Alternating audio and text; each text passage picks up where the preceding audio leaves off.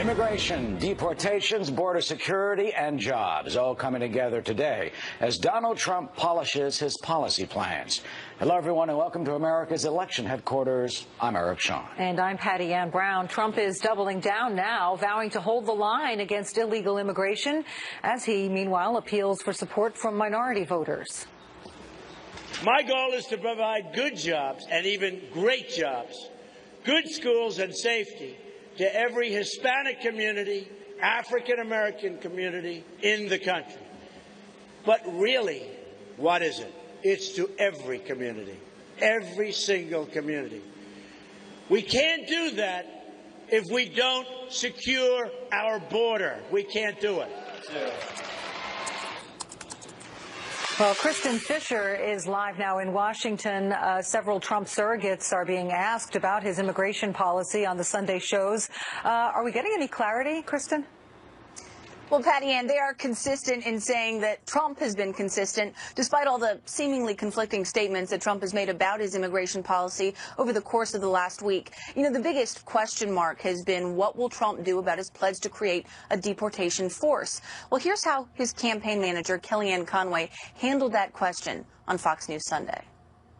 He said in the campaign, and he said it on the debate stage, I was there as one of the moderators, I'm going to set up a deportation force, and all 11 million people who have come into this country illegally have to go. Do they or don't they? And what he has said now is that he will look at that, but he wants to look, the softening is more approach than policy. Now, today, Trump's running mate Mike Pence said that he expects Trump to fully explain his immigration policy sometime soon. The exact words that he used were sometime over the next 2 weeks. Patty Ann. So what about the latest controversy over Trump's latest tweet?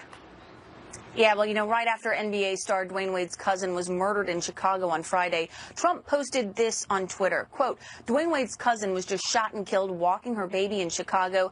Just what I have been saying. African Americans will vote Trump. End quote. Now, his critics accused him of politicizing a tragedy. But today, his campaign manager defended him by saying this.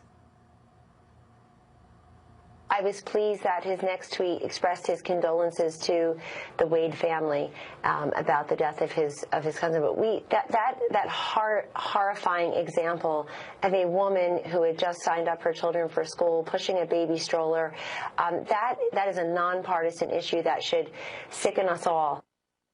Now, tomorrow, Trump's off to a fundraiser in California, then a rally Tuesday in Seattle. But, Patty Ann, the big event that everybody's watching out for is when Trump will give this big policy speech and really define what his immigration policy will be. Patty Ann? All right, Kristen Fisher in Washington. Thanks. Thanks. Meanwhile, Patty Ann, on the Democratic side, there is growing controversy this Sunday over Hillary Clinton with those allegations of a long-time pay-for-play scheme between those big donors who showed out big bucks in donations to the Clinton Foundation and Mrs. Clinton's tenure as Secretary of State. Charges Mrs. Clinton and her campaign have strongly denied. But we're also now this morning learning more details about some direct connections between the foundation and top State Department officials. Brian Yennis is in our New York City newsroom with more details. So, Brian, are there new emails fueling these new charges of conflict of interest? There are newly obtained emails by Citizens United, a conservative group which filed a Freedom of Information Act lawsuit to obtain Clinton emails, show what they claim is new evidence proving that Hillary Clinton's State Department gave special treatment to Clinton Foundation donors. The emails, first published by ABC News, show top Clinton Foundation official Doug Band requesting invitations for guests to this State Department lunch with Chinese President Hu Jintao in January 2011. The guests were 3 executives from organizations that donated millions to the Clinton Foundation. All 3 executives have not said that they've attended this lunch. And earlier today on ABC News this week, the Democratic National Committee chair downplayed the so-called pay-for-play allegations. This notion that somehow or another, someone who is a supporter, someone who's a donor, somebody who's an activist saying, I want access, I want to come into a room and I want to meet people, we often criminalize behavior that is normal, and I don't see what the smoke is. The Clinton campaign has long denied, as you said, Eric, that foundation donors received favors or special treatment from the State Department. All right, Brian, we'll have a lot more on this throughout the rest of our newscast. But meanwhile, it turns out that Mrs. Clinton's running mate, Senator Tim Kaine, is pushing back at some of Mr. Trump's outreach to African Americans. That's right. Yesterday at a campaign event in Miami, Clinton's running mate, Senator Tim Kaine, said he thinks Trump's history with the African American community shows his outreach now is not real. I don't see it as that serious, because if you have been out pushing, promoting the notion that President Obama wasn't born in this country, then you can say, okay, well, now I want to do outreach. I just don't see it as that serious. Kaine also said Trump should do a better job of denouncing racist followers. Eric? All right, Ryan, thank you so much. No problem. Patty Ann? And his advisors are searching for common ground on some hot-button issues. The Republican nominee getting pulled in various directions on immigration, some calling for him to soften his approach, while others say this will alienate his base. A Washington Post editorial reads, quote, "The conversations in recent days have featured voices from a range of Republican views, all jockeying to tilt the businessman's politics in their direction. Trump tends to echo the words of the last person with whom he spoke, making direct access to him even more valuable." Well, joining us now is Jamie Weinstein, senior writer for the Daily Caller. Thank you for being with us. Thanks for having me. So on the immigration issue in particular, Trump during the primary took a hard line on illegals. This week he said he's open to softening that position, especially for illegals who have jobs and families and have not committed crimes since their arrival. He got applause from many, but then anger from others, and then he backtracked on the softening. And at this point, everyone's kind of confused about where he stands. Jamie, all candidates try to appeal to their base during the primaries and then pivot to the middle in the general. Does he run the risk of alienating his core supporters in the process?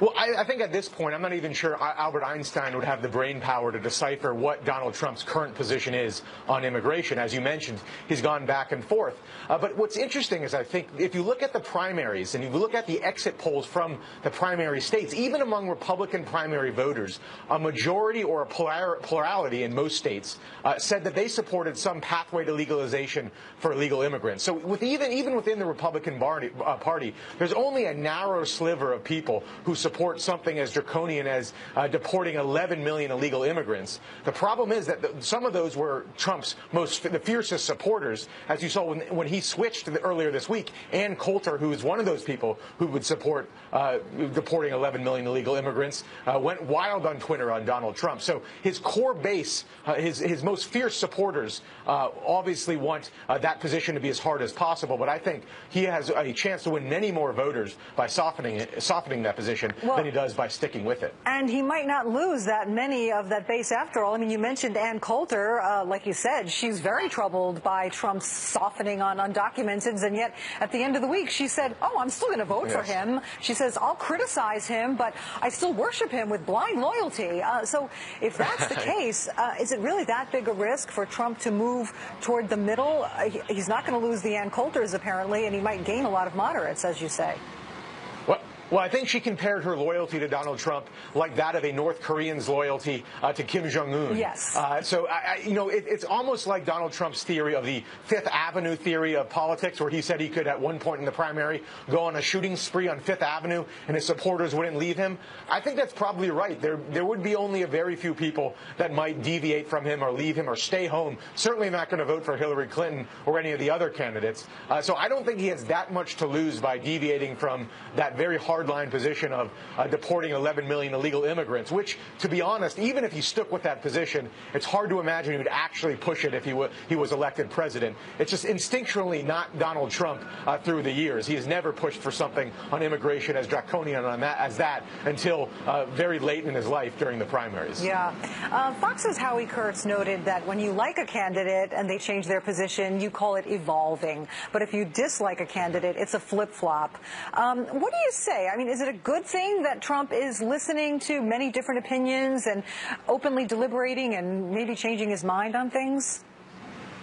Well, I think on this one, this was not only predictable, it was predicted. I predicted he would change his position on this. So did Ted Cruz. So did many others. And it wasn't a flip-flop or evolving, as you might say. I think he actively deceived a segment of the Republican base into believing that he was this hard line on immigration, despite all evidence that instinctually he wasn't there.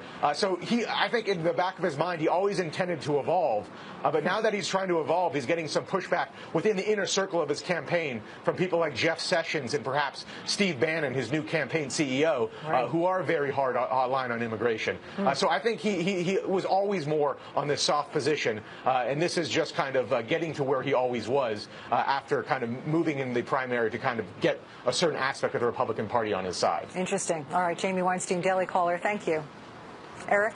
Thank you. Well, Patty Ann, there's some new revelations about that note from Donald Trump's doctor. Well, he wrote that note in apparently about 5 minutes about his patient's physical fitness after Mr. Trump repeatedly hit Mrs. Clinton's about her state of health. We'll take a look at that coming up. Also, is the Clinton campaign concerned about a new batch of emails recovered by the FBI? We're learning more about direct connections between the State Department and the Clinton Foundation. Night 2 of the Trump count.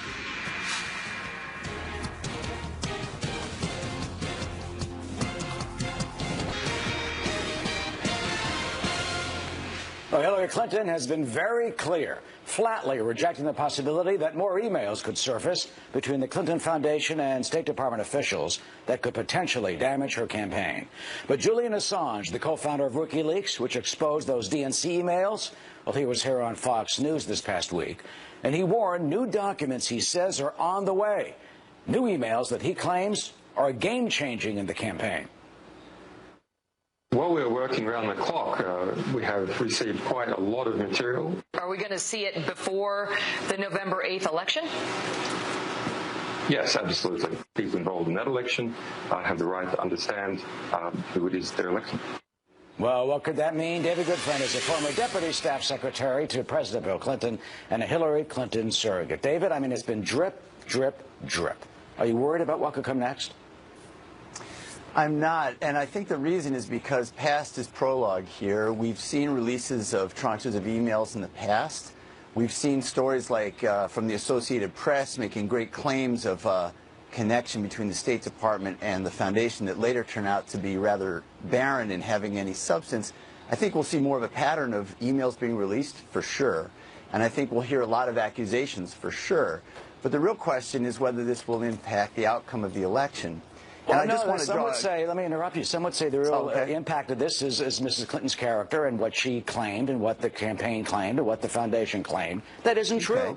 They said there was a total separation between the foundation and the State Department, and these emails are exposing that as a lie, basically, that there were emails between officials between officials of the State Department and also officials of the foundation. And critics say there's a quid pro quo among these big donors. Well, so what if more comes out about this? Like this morning, ABC says that Huma Abedin and Doug Van were emailing about getting some executives' seats at a lunch for the Chinese president. That wasn't supposed to happen, we were told.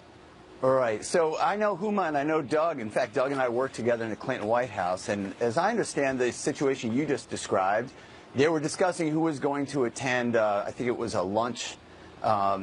And that's pretty typical. In fact, if you have communications between any significant organization and a scheduler at an agency suggesting people to attend, you can't spit in Washington and not hit somebody who's been involved in that kind of scheduling. Okay, but let me draw a little contrast for you here, because in both campaigns, the Trump campaign and the Clinton campaign, you have had these narratives of undue influence by my opponent of foreign countries. You know, in our case, we pointed out that Paul Manafort, the then chairman of the Trump campaign, was doing business with Russian allies. He's gone. And he's gone, precisely. So there we clearly landed a punch. All right, there was definitely something there that led Donald Trump to say to his campaign chairman, you got to go.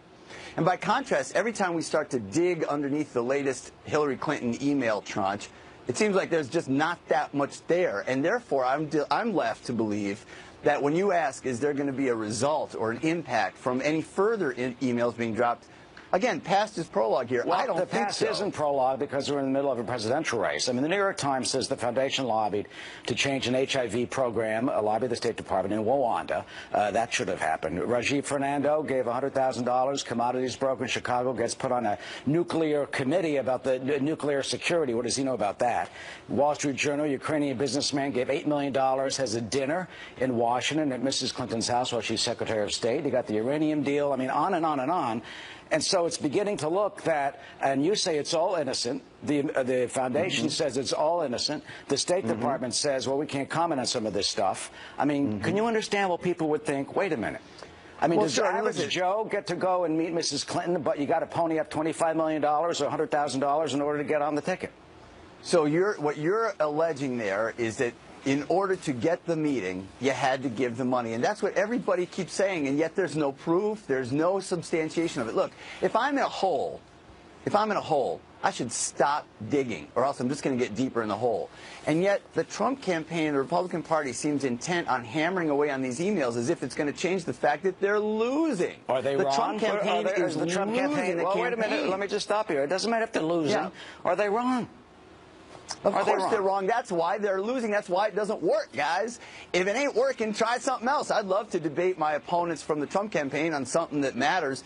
They keep thinking that talking about emails is going to score points. It doesn't change the fact that even the University of Virginia, which is a very well-respected sort of predictor and analyzer of campaigns, they're predicting right now an overwhelming electoral college victory for Hillary Clinton. Now, I'm not taking anything for granted. That's fine. It we can ain't forecast working. that. The strategy ain't working. The strategy doesn't matter. Do you think, finally, quickly, do you think Mrs. Clinton and the foundation did anything wrong? No, I do not, and that's why I support her for president. All right, David, good friend. Thank you. Good to see you on the Sunday. Thank you for coming in. And according to Julian Assange, this is going to keep on going, so we'll get you back. Thank you. As the presidential race heats up, the topic of the candidate's health is grabbing some headlines.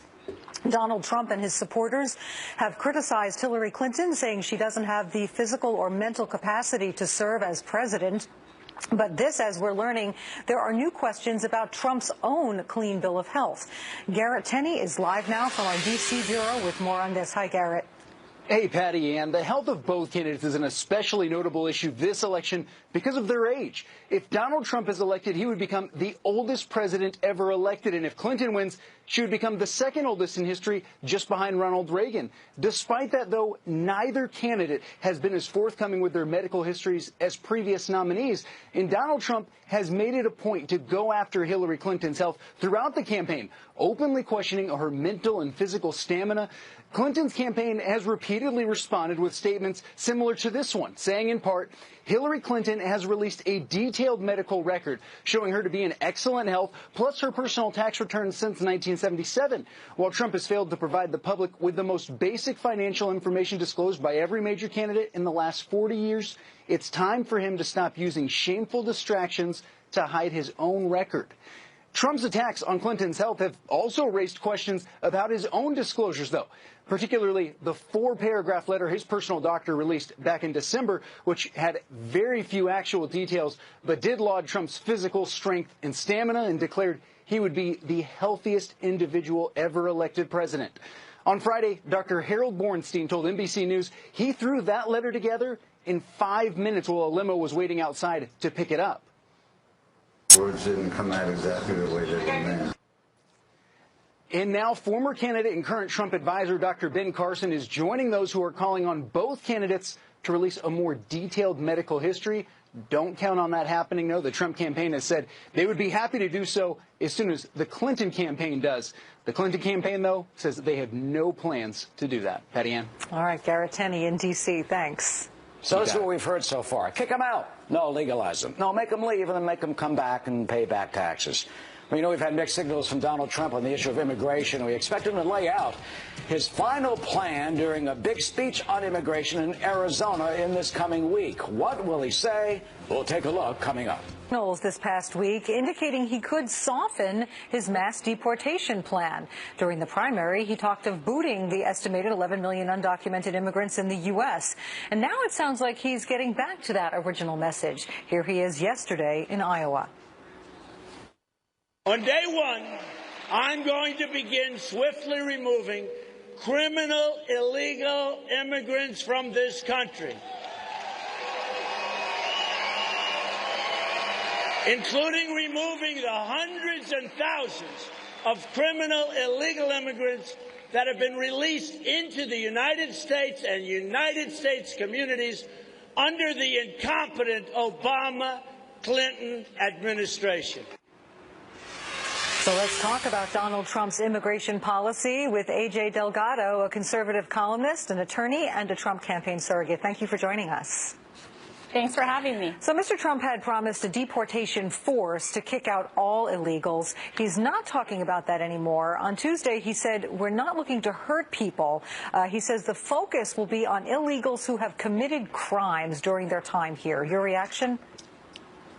He's absolutely right, and that's been consistent with what he has said for the past year. Mr. Trump's focus and priority has always been the deportation of the thousands of criminal illegal aliens that roam our streets. So the plan continues to be the same as it was in the proposal he put out last August. It's number one, build that wall and enforce the border. Number two, deport the criminal illegal aliens. And number three, make sure that people who are here illegally leave and come back the right way. There really isn't a change whatsoever, and the American public is very pleased with the plan and with the consistency of it. And let's talk about some of the details of his policy. Those who overstay their visas will be quickly removed through an exit-entry tracking system. He says he'll strengthen E-Verify, the system that ensures prospective employees are actually eligible to work here. Illegals will have to pay back taxes, and that wall will still be built. So you believe that this policy is consistent and that it's going to work for him in this election?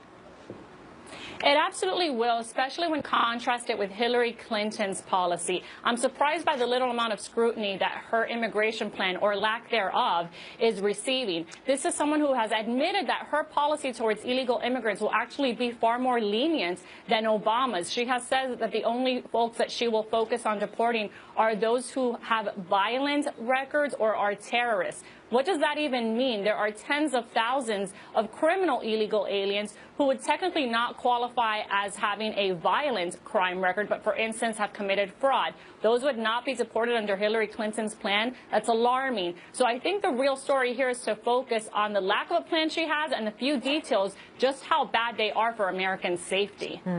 So despite the common misconception, you say polls show that documented Hispanic Americans are actually more opposed to illegal immigration than Caucasian Americans and other Americans. Why is that?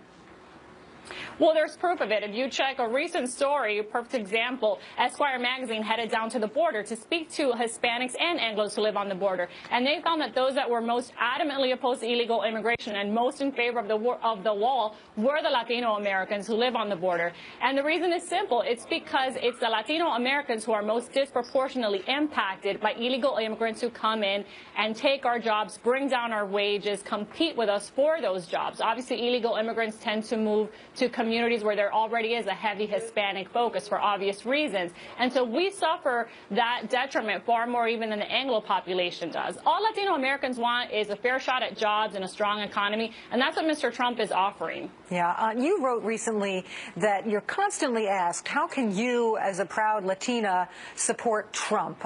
You say that question is loaded with all kinds of errors. Well, it's insulting because really it's insulting to say to someone that your number one issue, being a patriotic, law-abiding Latino American, is making sure that someone you've never met can cross the border and stay here and violate our laws.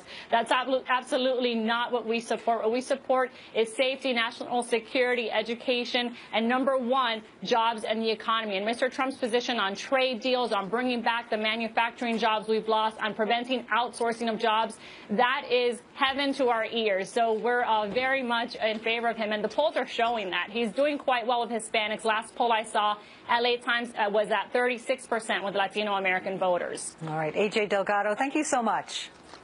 Thank you. Democratic vice presidential candidate Tim Kaine has been highlighting his Catholic faith on the campaign trail, making a special pitch to try and secure the Catholic vote for the Democratic ticket. Fox News chief religion correspondent Lauren Green takes a look. The Catholic vote has been such a barometer of the outcome of the past 4 presidential elections that it said, so goes the Catholic vote, so goes the nation. Democratic VP nominee Tim Kaine is being widely viewed as the linchpin to secure the Catholic vote for a Hillary Clinton presidency. On the campaign trail, he often touts his Catholic roots. I went to a Jesuit boys' high school, Rockhurst High School. We had a motto in my school, men for others. And it was there that my faith became something vital, my North Star for orienting my life. But conservative Catholics are pushing back against Kaine's credentials, saying he's just Catholic window dressing. His support of the Democrats' most pro-abortion platform and his wavering support of the Hyde Amendment, the 40-year-old legislative writer forbidding federally funded abortions. Hillary Clinton wants to abolish it. Conservative Catholic pundit George Weigel writes, Mr. Kaine will further tear the fabric of Catholic social doctrine of irresponsibility and doublespeak previously mastered by the late Senator Ted Kennedy, Representative Nancy Pelosi, and outgoing Veep Joe Biden. I find the nomination of Tim Kaine to be problematic if you are not in your public life willing to do what the Catholic Church says you need to do, which is not only to believe something about these babies, but to actually protect them. Well, then don't invoke your Catholicism. But Kaine has his Catholic supporters, too. I think Tim Kaine's a big asset for helping Hillary win the Catholic vote this fall. He understands the Catholic ethos. He worships every Sunday. He participates in parish life. And these values, these mindsets, these ideals will play with Catholic voters in the fall. Catholics make up about 20% of registered voters, with equal numbers of conservatives and liberals. But among them, there's a small, moderate group that can go either Republican or Democrat, making Catholics an important swing vote. In New York, Lauren Green, Fox News. New revelations in the Clinton email saga, the scandal continuing to dog Hillary Clinton. How could it affect her campaign for the White House? Coming up. Monday to you. Nice to be with you at home. I'm Leland Vittert. And I'm Elizabeth Pran. Welcome to America's election headquarters from Washington. While the Trump team is full steam ahead, releasing a barrage of criticism of Hillary Clinton, Vice Presidential nominee Mike Pence saying it, quote, is becoming more and more clear that State Department officials under Secretary of State Clinton were extending access and special favors to major donors of the Clinton Foundation. So how is the Clinton team responding? Brian Yennis joins us now with the very latest. Hi, Brian. Hi, Elizabeth. Well, the Clinton campaign continues to deny that the Clinton Foundation mega donors received favors or special treatment from the State Department during Hillary Clinton's tenure as Secretary of State. This, despite newly obtained emails by conservative group Citizens United showing what they claim is new evidence of these so-called pay-for-play allegations. The emails, first published by ABC News, show communications between top State Department aide Uba Abedin and top Clinton Foundation official Doug Band, in which Band requests invitations for foundation donors to a State Department lunch with Chinese President Hu Jintao in January 2011. The guests were 3 executives from organizations that donated millions to the Clinton Foundation. There was also a special request to have one executive sit at Vice President Joe Biden's table. All 3 executives have not said that they've attended this lunch. And earlier today on ABC News This Week, the Democratic National Committee chair downplayed this as normal D.C. behavior as government officials and not criminal.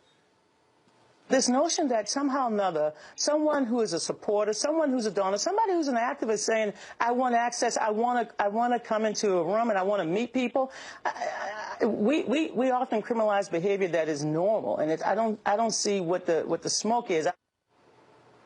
Meantime, yesterday at a campaign event in Miami, Clinton's running mate, Senator Tim Kaine, said he thinks Donald Trump's recent outreach to African Americans should not be taken seriously.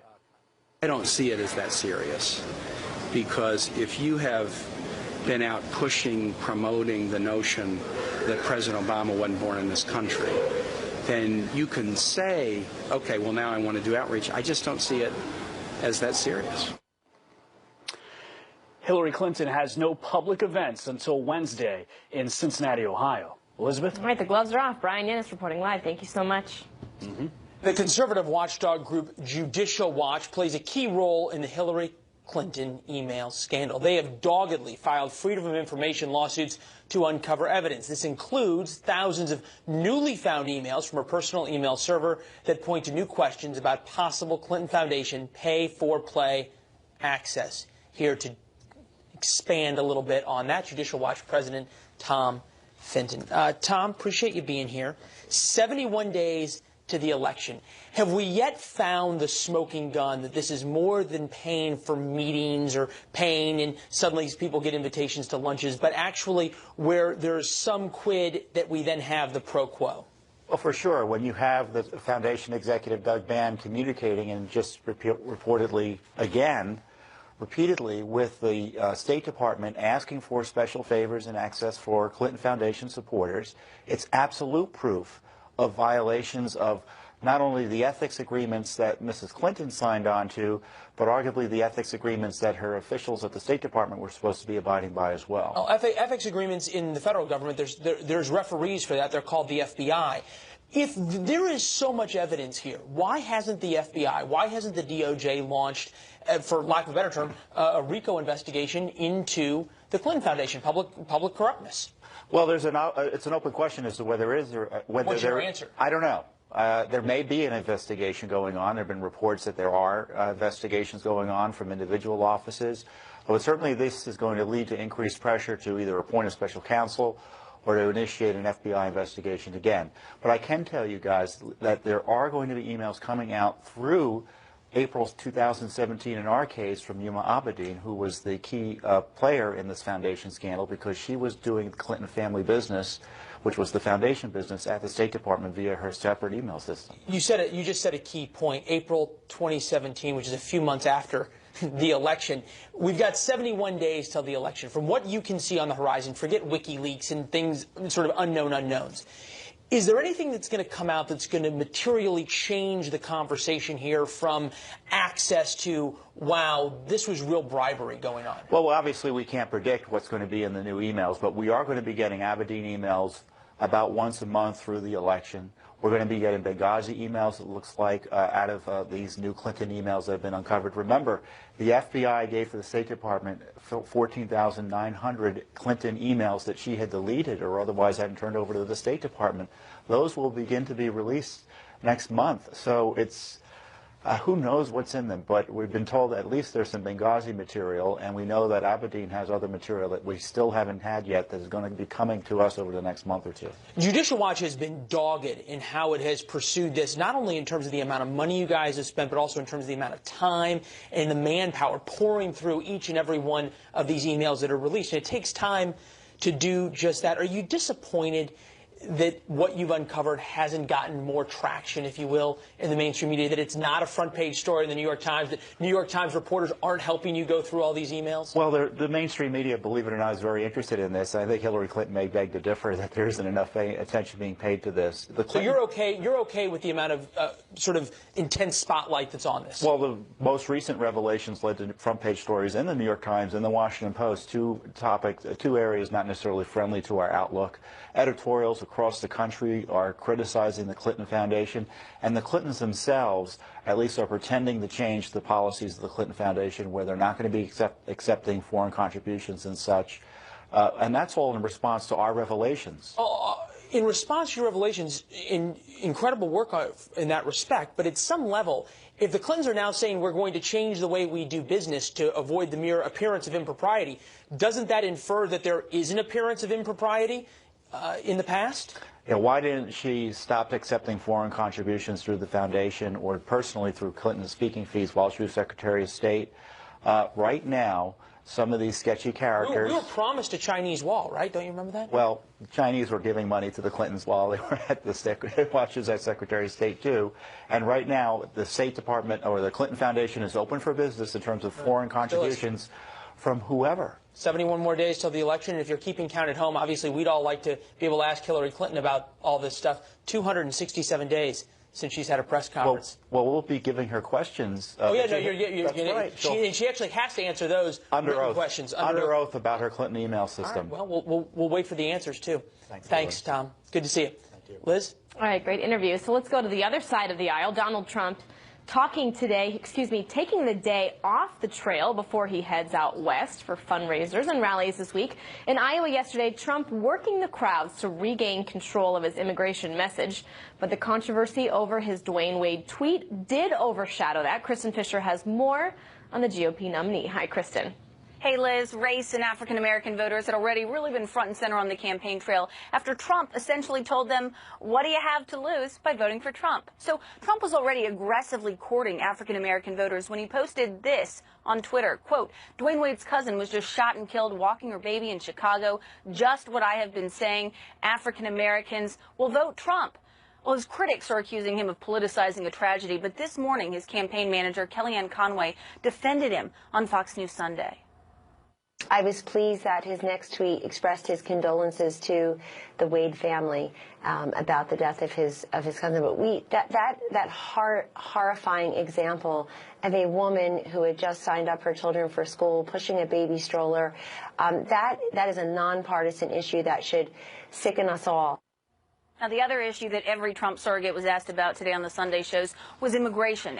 Everybody from his campaign manager to his running mate was consistent in saying that Trump has been consistent, despite all the seemingly conflicting statements that Trump has made over the last week. They were also consistent in that they all declined to clarify exactly where Trump stands on the use of a possible deportation force. Here's Mike Pence on CNN State of the Union.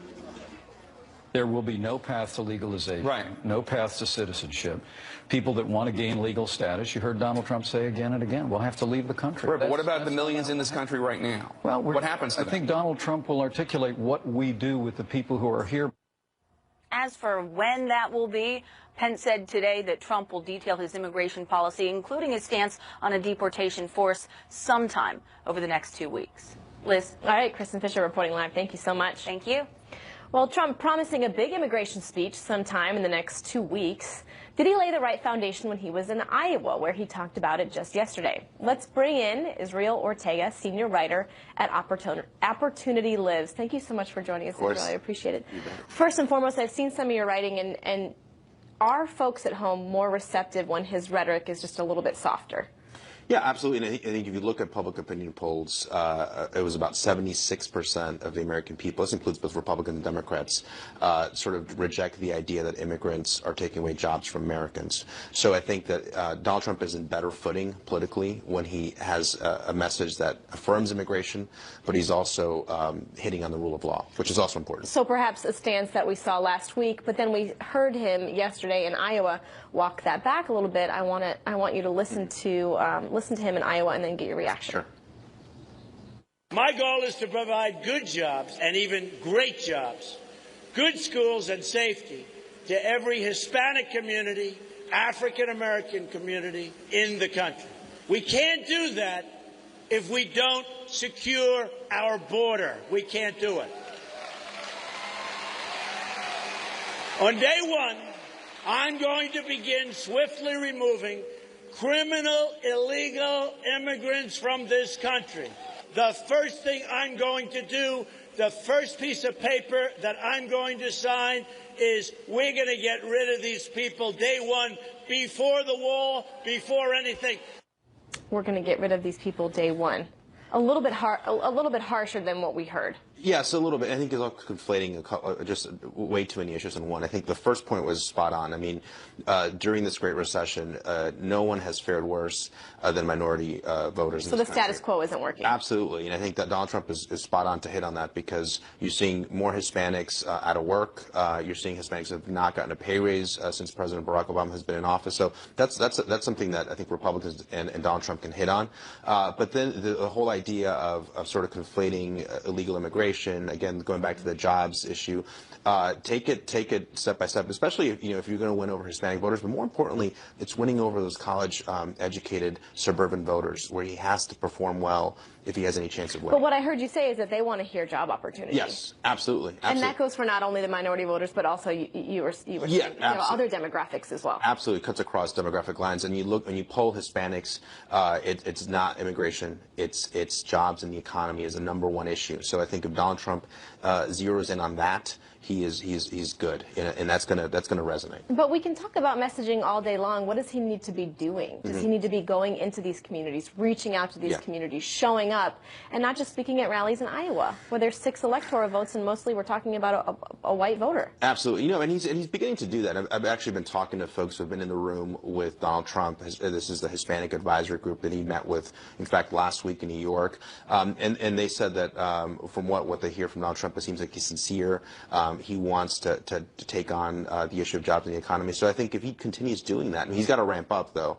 Obviously, he's got to play some catch up. But I think if he does that, he can cut into that lead that Democrats currently have. Yeah, a lot of groups were saying, well, listen, this was already on the schedule. Then blow out the schedule, am I right, and hit these people and talk to them one-on-one. Yeah, absolutely. He's got a combination of both because there's not many days left in the count, and of course, it's election day, so he's got to do both.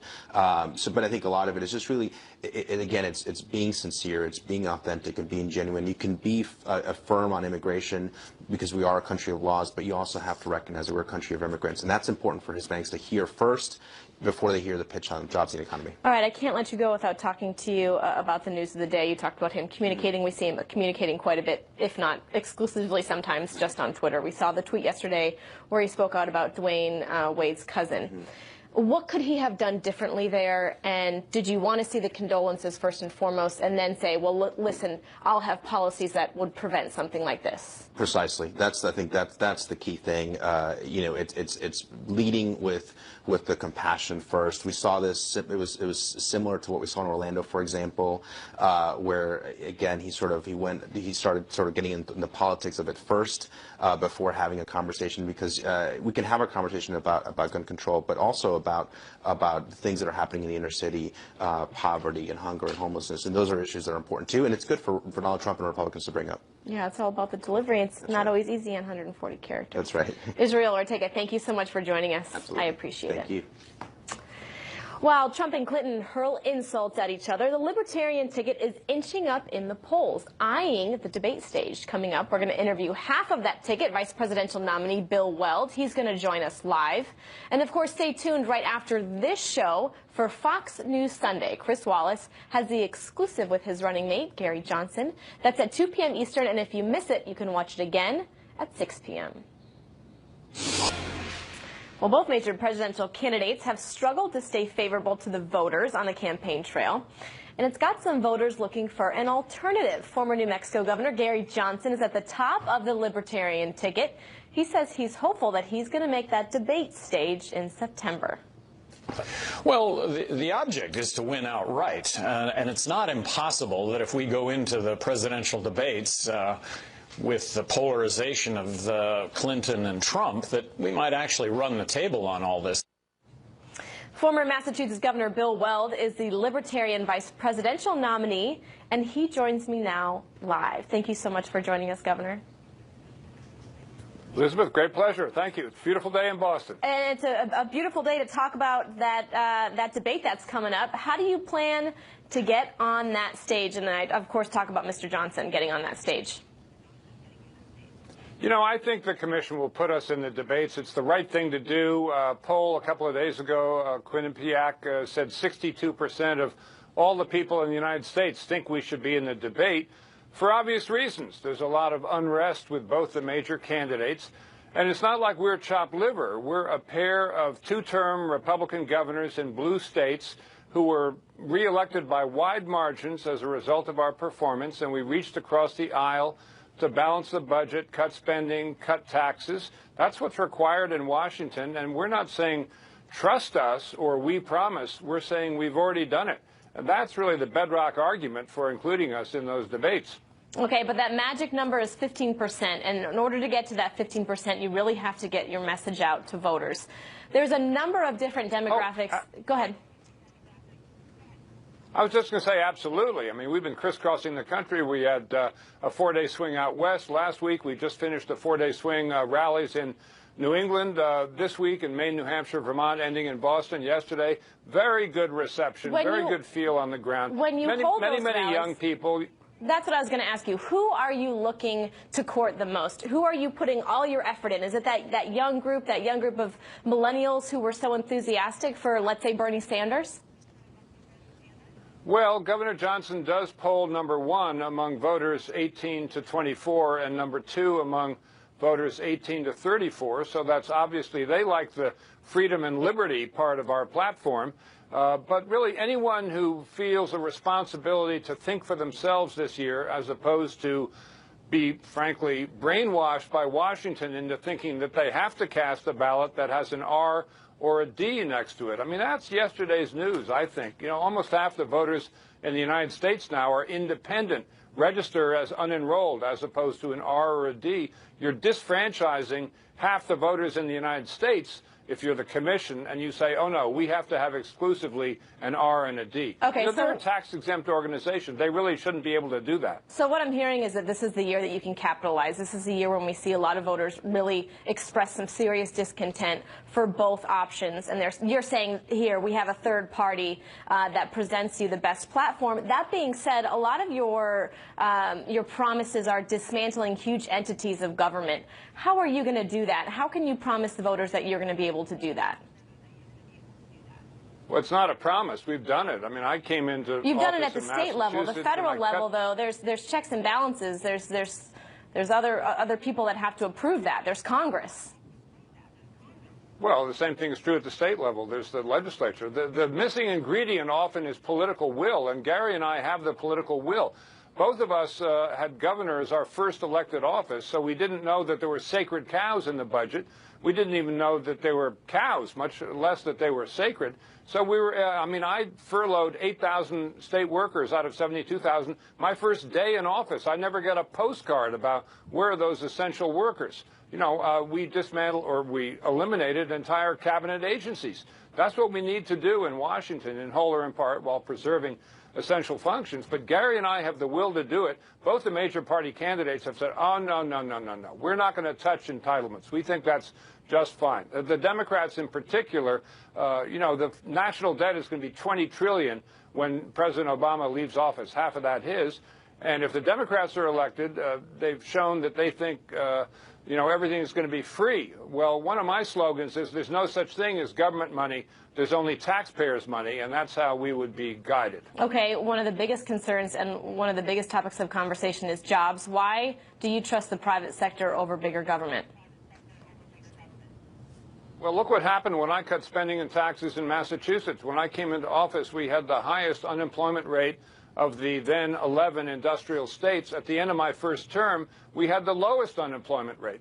If we get to implement our tax-cutting policies, both Governor Johnson and I think that will create tens of millions of jobs because the private sector will have the confidence to expand. They don't need huge tax cuts. They just need the certainty that taxes are on a one-way ratchet and there's only one direction they're going to go, and that's down. And if small and medium businesses know that, they'll build that plant next door and hire those 9 to 15 more workers. And that's where job growth comes from, small and medium-sized businesses. All right, Governor Weld, thank you so much for joining us. We wish you the very best, and we hope to see Governor Johnson on that debate stage so we can have you back to talk about it. Thank you.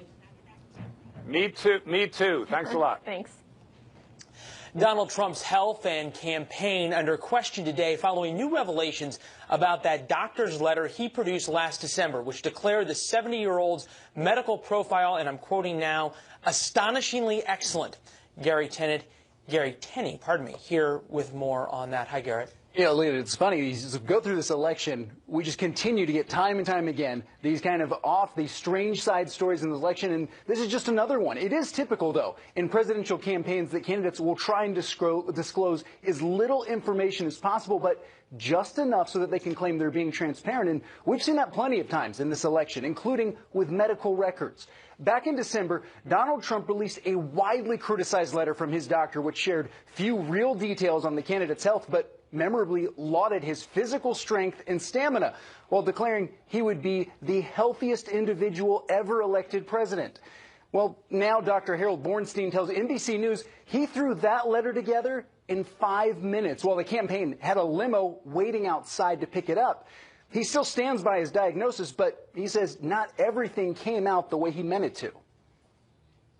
Trump's repeated and ongoing attacks, though, on Hillary Clinton's overall health and particularly her mental and physical stamina. In a statement, the campaign says in part, Trump is desperately trying to give life to already busted myths about the health of a woman whose stamina and focus was publicly lauded following an 11-hours-long hearing about the tragedy in Benghazi. Donald Trump and Hillary Clinton are two of the oldest major party candidates in history, and that has contributed to a growing chorus calling for both nominees to release more of their medical histories before the election, including from former candidate and current Trump advisor, Dr. Ben Carson. I stand that. Don't hold your breath for that to happen, though. Neither campaign says they have any plans to release more information before the election. All right. Garrett Tenney, thanks so much. Keep on it. Donald Trump is not backing down from politicizing the Chicago shooting death of basketball star Dwayne Wade's cousin. In fact, he's doubling down on using it as an example of Democratic policies failing in major U.S. cities. It breaks all of our hearts to see it. It's horrible. It's horrible. And it's only getting worse. This shouldn't happen in our country. This shouldn't happen in America. Trump's Iowa remarks were a toned-down version of an earlier tweet that referenced the murder and ended with African Americans will vote Trump in capital letters. The Republican nominee received a lot of backlash for the tweet and is also receiving criticism for making his pitch to African Americans in front of largely crowds of white voters. Here for a fair and balanced debate, Alexander Smith, chairman of the College Republican National Committee, Steve Mercy, Democratic strategist and managing partner with VRAR Media. Appreciate you guys being here. Nice to see you. Good to be here. Alexandra, I know a lot of Trump supporters who scratch their head and just go, why does he do this to himself? Yeah, you know, this is an issue that I feel particularly passionate about because, of course, millennials are the most diverse generation coming up in American history. And something that we know from our research matters in these situations when we're talking about reaching out to voters who don't always feel connected with the Republican Party or welcome in the Republican Party, is that tone matters and showing up matters. And so, you know, I think that it's important that he's raising these issues. I mean, there's 19% youth unemployment in the black community. There is, you know, 26% of African Americans who are living in poverty right now. So these are important issues that he's raising. I would like to see a little bit less of it being raised maybe perhaps in front of white audiences and more going directly to these voters in these cities. Yeah, he says he's going to inner city Detroit coming up here this week. Also trying to talk to Hispanics, those kind of things. Does that make a difference? Does it worry you a little bit, Steve? Absolutely not. Donald Trump hasn't said one word to the African American community or to Latinos. He's never gone and spoken to a crowd. He's turned down every single invitation. And he didn't. And we had a Hispanic roundtable a couple of days ago. 5 Latinos doesn't count as a crowd of Latinos just speaking to them. I want to make one other point here. He said in his speech, Donald Trump said in his speech on race, that 59% of African American youth were out of work. He tilted the numbers to include every single minority person who is actually in school, as opposed to those who are in the workforce. You're right. The number of 19% is way too high. But what is he doing speaking with numbers like that that are totally false? Look, I think anyone can look at our major cities today and see just the utter failure of Democratic policies in those cities. You have 9 out of 10 cities run by Democrats today where the income inequality gap is the highest. And unfortunately, this disproportionately affects minority communities. So these are important issues that need to be raised. But look, I think that on the Republican side, there are great examples to lead by. Look at Senator Rand Paul, who went actively to African-American churches in Baltimore and Chicago. He speaks about criminal justice reform. You can look at Senator Tim Scott and that incredible speech he gave on the House floor about his concerns about policing and the black community. So there are a lot There's of ways to do it, is what you're saying. Absolutely. If you Donald Trump is not doing it. Well, interesting. If you listen to his campaign and some of his surrogates, Chris Christie included, they'll say, hey, look, he is doing it. He's just talking bluntly about it, and it's the media's fault. Take a listen. You all focus on process, but you all focus on process, Martha, instead of the message. The message is that type of thing happening. Let's focus on what happened. What happened was the murder of this person pushing a stroller. It's unacceptable in an American city to continue to have this level of violence, and the level of violence in Chicago is unacceptable. That's what Donald Trump has said, and that's what he'll change when he's president of the United States. He hasn't talked to one audience of people of color. Alexandra, you have 15 seconds. We know that various communities out there are actively seeking an alternative from the Democratic Party, whether it's young voters or young minority voters out there. And I think that Hillary Clinton has done nothing to show that she is an agent of change that these audiences are so desperately seeking. Well, there's no question the polling from both camps say that change is something people desperately, to use your words, do seek. Alexandra, Steve, appreciate you guys being here. Thanks so much. Thank you. Liz?